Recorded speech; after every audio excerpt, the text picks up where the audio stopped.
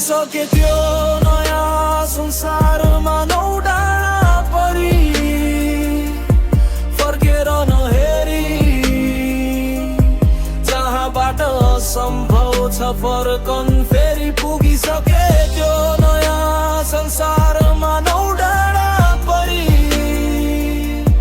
फर्केर नहेरी भो त भुल्न पुराना घाउ पीडा 800 वर्ष अघि जति सानो नै थिए चकाको उमेरमै दुनियाँ भारी खप्नु पर्यो दैनिकी नै थिए रुन्थ्यो मन झर्थ्यो आँसु भित्तामा टाउको ठोक्थे मर्न मन लाग्थ्यो चाकु चले चाहिँ भित्र भित्रै रोके साथीहरू पिन्थे गन्जा भरि बोलाउँथे तानी पिन तान्छस् भनेर जबरजस्ती ढोल ठोक्थे एक दुई कस्ताने पछि लाग्थ्यो संसार साह्रै मिठो टेन्सन हरायो मस्तिष्क उडे मन फेरि झर्को स्कुल जाँदा बाटोमै बसेर धुवा उडाउन थाले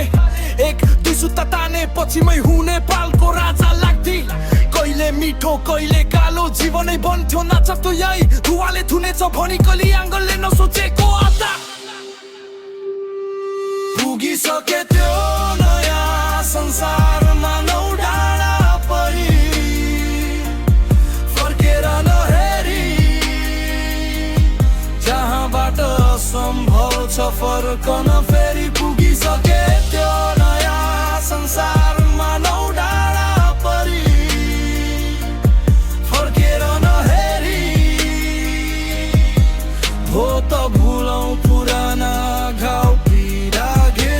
पछुतो लाग्छ त्यो दिनहरू साँच्चै साह्रो जे गरे त्यो मेरो कमजोरी मनमा रातभरिको बारो जेनी छुपाउन खोजे पनि आदतले पक्र पर्यो रिस झन् बढ्थ्यो केही नबोले पनि मन भित्र युद्ध पर्यो अहिले त झन् गोटी धुलो चार्जमा हिँड्नु पर्ने रक्सीले पनि ट्युनिङ बिगार्छ तर रोक्नु पर्ने घर परिवार भाडामा म आफ्नै तालमा भासिएको भविष्य अन्धकार दिशा नपाइलाहरू अनुहार लुकाएको कि त फुट्न लाग्छ अनि आउँछ सम्झना कति दुख्यो होला मेरा बा आमालाई म कहाँ हराए त भित्रैदेखि माफी माग्छु स्योरी बा आमालाई नि स्योरी बस्यो निकै चोट तर अझै पनि सुध्रेने प्रयास गरी पुगिसके त्यो नयाँ संसारमा नौ डाँडा परी